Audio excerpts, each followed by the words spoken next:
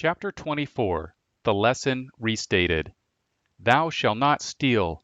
Exodus 20:15. Hazlitt's version of the lesson was different from mine. What was the lesson, according to Hazlitt, that he was trying to make? Here is his first paragraph of chapter 24. Economics, as we have now seen again and again, is a science of recognizing secondary consequences. It is also a science of seeing general consequences. It is the science of tracing the effects of some proposed or existing policy, not only on some special interest in the short run, but on the general interest in the long run. The trouble with this summary is this. Most members of scientific guilds claim exactly the same thing that Hazlitt claimed for his version of economics. They claim to look at the overall picture, which they call the general view, which is supposedly based on general laws. They also claim to deal adequately with specific cases. So what is it that distinguishes economic science from political science or educational science or psychology or sociology or physics? I gained a different lesson from Hazlitt's book. Follow the money backwards. This phrase, follow the money, came into the American vernacular because of the movie All the President's Men, 1976. This was a movie on President Nixon's forced resignation in 1974, which came because of two diligent reporters for the Washington Post, Woodward and Bernstein. This three-word phrase was the recommendation given to the reporters by an anonymous tipster whom they called Deep Throat. That was in turn a reference to a famous pornographic movie of the era.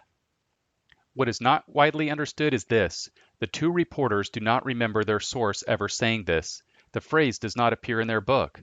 The screenwriter, William Goldman, was probably the source. I regard my four-word phrase as the essence of Bastiat's general analytical principle, the broken window. What he told us in 1850 was simple. Follow the money backwards. Every time somebody recommends that the government intervene in order to protect an industry or a special group, and the advocate does this in the name of helping the general public, we can be sure that the person making the recommendation has not followed the money backwards. Anyway, he has not told the general public the truth, the whole truth, and nothing but the truth. He may persuade the public, and he may also persuade politicians that the state should intervene to help this group in the name of helping the general public. But if an economist follows the money backwards, he will find that the claim regarding the benefits for the general public is false. The only reason why the promoter successfully makes this claim is because the public refuses to follow the money backwards. If you follow the money backwards, you will discover that there were benefits associated with that money before the window was broken. The promoter who wants the government to intervene wants the voters to follow the money forward to all the benefits the money will produce. The money will stimulate the economy, he says, but if we follow the money backwards to the person who owned it prior to the envy-driven action of the person who threw a stone through the window, we will find that there were other things that the window's owner preferred to do with the money. In Chapter 23, The Assault on Saving, we discover a more fundamental truth than might have been the case in 1850. The money was already being used for productive purposes. Today, the individual has the money in a bank. The bank is providing services for this deposit. The bank is also lending the money to a borrower. The money is being used for one set of purposes, and these purposes are highest on the list of the person who owns the money. So when the stone goes through the window and the owner calls the window repair shop, he will have to pay for this by taking his money out of the bank. This is bad for the person who owned the window. This is bad for the local bank that took in his deposit. This is bad for anybody who expects to get a loan from that bank. We can easily follow the money forward. That is child's play, but it takes considerable skill and insight to follow the money backwards. There is no question that of all economists in history, Bastiat was the first to see it, and Hazlitt was the most successful in applying it. At this point, I am trying to do my fair share of promoting the concept. The most important economist in history who refused to follow the money backwards was John Maynard Keynes. The 20th century after 1936 was increasingly constructed on the intellectual foundation laid by Keynes in The General Theory. The heart of his analysis was Chapter 16, which is the main source in modern times of the assault on savings. Keynes made the mistake that Hazlitt's book is devoted to avoiding. He refused to follow the money backwards. He said that the saver is a liability to the economy because the money he saves will not be used for consumption. Keynes was not the first person to make this mistake. Even before him, an economic crackpot known as Major Douglas built a peculiar economic cult that was based on exactly this idea. It was called social credit. Keynes recognized the importance of Douglas's contribution, and he actually praised Douglas in The General Theory, pages 371 to 372. I have written a book refuting social credit, and I am the only person who has. Salvation Through Inflation, 1993. I wrote this about 75 years after Douglas wrote his first book. Modern economists ignore him, and for good reason, but Keynes did not ignore him. Keynes dressed up Douglas's position with jargon, but analytically speaking, Keynes' position was Douglas's position. Here is the problem we face. The entire economics profession has ignored the principle discussed in Hazlitt's book. There are non-Keynesian economists, but none of the economics textbooks goes after Keynes on the obvious point, namely that the money that the saver supposedly would have wasted on thrift would in fact have increased employment. The textbooks also do not point out the related error, namely that all the money collected by the government from investors who would otherwise have invested in the private sector is taken out of the private sector. The government does not get this money from heaven. It may get the money from the central bank, but then we have the problems associated with fiat money creation, which is simply legalized counterfeiting. The critics of Keynes never call central bankers legalized counterfeiters. There's no textbook used in any college or high school that says this. Yet, this is the economics of central banking and all fractional reserve commercial banking. The textbooks do not hammer away at the fundamental error of Keynes regarding thrift. Even Hazlitt did not mention Keynes by name in chapter 23. In 1959, he wrote an excellent refutation of Keynesianism, The Failure of the New Economics, but almost nobody has read it. Here is my conclusion. There is something more involved here than simply economic ignorance. Hazlitt convinced no certified economist by means of chapter 23. He convinced almost nobody with his book in 1959. He also published a collection of essays by economists who were critical of Keynes. Critics of Keynesian Economics, 1960. No one in academia paid any attention to that book either. Hazlitt was correct in identifying the fallacy of the broken window as a consummate example of the unwillingness of economists to follow the implications of the science of economics. He was a clear writer. He usually got to the point pretty fast. Yet with respect to the entire economics profession, he had zero influence outside the Austrian School of Economics. By now, you can see the logic of the broken window fallacy. Why has it not also occurred to the entire economics profession? There is something deeper here than simply economic ignorance. There is something deeper than the absence of high IQs. Professional economists are intelligent people. The best of them probably are geniuses. Yet this simple concept, first proposed in 1850, was ignored systematically from 1850 until 1946. Then, after 1946, the economics profession systematically ignored Hazlitt's application of the fallacy of the broken window. I contend that this is not a matter of ignorance. It is not a matter of people's unwillingness to study economics. What we have here is blindness. It is willful blindness. It is self-conscious blindness. It is an unwillingness to take a simple analytical principle and then follow it to its conclusions. My conclusion is this. At bottom, the unwillingness of economists to understand this rests on ethical rebellion. It is not a matter of ignorance. It is a matter of ethics. It rests on a violation of the fundamental principle, thou shalt not steal. The modern welfare state, the modern redistributionist state, the modern Keynesian state, the modern socialist state, and the modern communist state all have this in common. They are based on theft. From top to bottom, from start to finish, they are all based on theft. They are based on this principle, thou shalt not steal except by majority vote. Because there is larceny in the hearts of people, they want to believe that fiat money can deliver them out of their position of debt. They will pay off their creditors with depreciated money. They also want to believe that their refusal to plan for their retirement should not be held against them. The public should be taxed so that they will receive retirement money.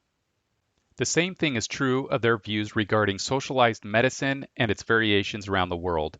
They want to get their hands in other people's wallets, and they will not tolerate a prophet coming before them and saying, "You are all thieves." In Isaiah's day, they did not listen to Isaiah, who warned them, "Thy silver is become dross, thy wine mixed with water." They did not care.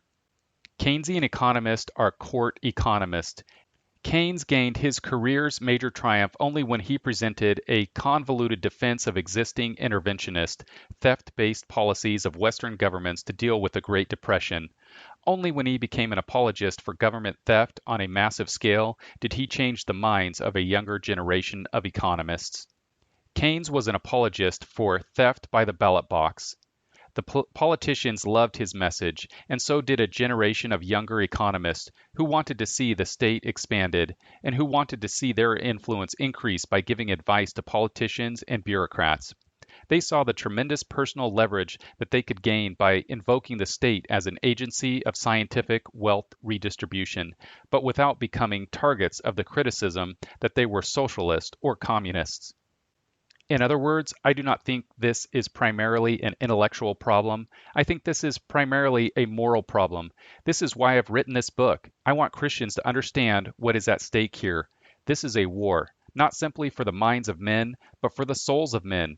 Economists do not talk this way. They may understand the war for the minds of men, but they categorically reject the idea that they are in any way involved in a struggle for the souls of men.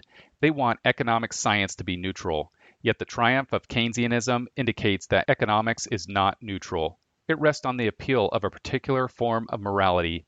This morality is simple to state. Thou shalt not steal, except by majority vote. There is obviously a political problem when special interests appeal to the power of the state to redistribute wealth in their direction. They do not want this discussed in terms of theft, when it really is theft. But there is a much greater problem. The public does not perceive such appeals as organized forms of theft. The voters do not resist. They also want to get their hands into their neighbors' wallets. They are also ready to form a special interest political group to get their hands into their neighbors' wallets. Then there's the economic problem of motivation. Any special interest group that is seeking a major redistribution of wealth is intensely interested in persuading politicians of either the validity of their position or at least the political advantages associated with their position. They are highly focused because there is so much money at stake. In contrast, the public does not pay any attention. The public, which will pay its fair share, meaning its unfair share, of the loot extracted from them, have other concerns. There are so many special interest groups trying to get into their wallets that voters rarely focus on stopping a particular group.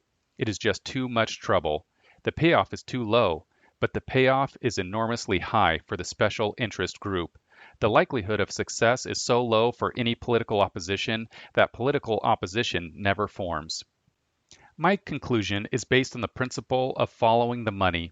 In a theft-based cost-benefit analysis, it does not pay the opponents to fight the special interest group. It is cheaper to organize their own special interest groups and try to get their hands on some of the loot. Hazlitt tried to maintain ethical neutrality in economic analysis. He never described any of the special interest groups as a form of organized crime. He did not discuss wealth redistribution in terms of systematic theft. When he attempted to refute these policies, he failed to gain academic supporters. He should have known from the beginning that this would be the case. Economics would have told him as much. The special interest groups have so much to gain. In contrast, opponents of any specific program of wealth redistribution will not be able to gain enough political support to stop the particular special interest group from getting what it wants. Economically speaking, Hazlitt should have concluded that the book was an exercise in futility. Economic theory should have told him that the book would not be successful in rolling back the modern Keynesian welfare state. I do not expect my book to have any effect in slowing down the expansion of the Keynesian welfare state. My goal is longer term. I want to explain to Christians why, after the collapse of the Keynesian state has taken place, this disaster took place. Because of Keynes' hostility to saving, and because of Keynesianism's lackadaisical attitude toward the expansion of government debt, there is going to be a great default. all Western governments are going to default on their welfare state programs. Economically speaking, meaning actuarially speaking, all of these old age programs are bankrupt. They will go belly up. There will be enormous pain after this happens. I do not regard myself as some modern Isaiah. Besides, I know what happened to Isaiah. Nobody paid any attention to him. The judgment came, but that was over a century later. But in retrospect, the message of Isaiah has come down through the millennia. It did not penetrate the thinking of his contemporaries, but it left a cogent record for the rest of us. I do not think the Keynesian welfare state can be reformed.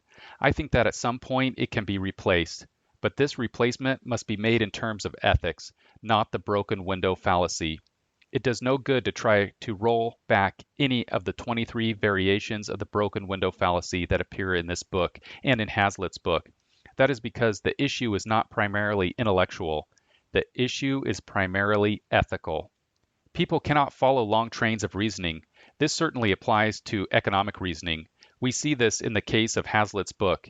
He was not able to convince any Keynesians to follow the money backwards. They did not rethink Keynesian economics in terms of this fundamental error, which lies at the heart of all Keynesianism.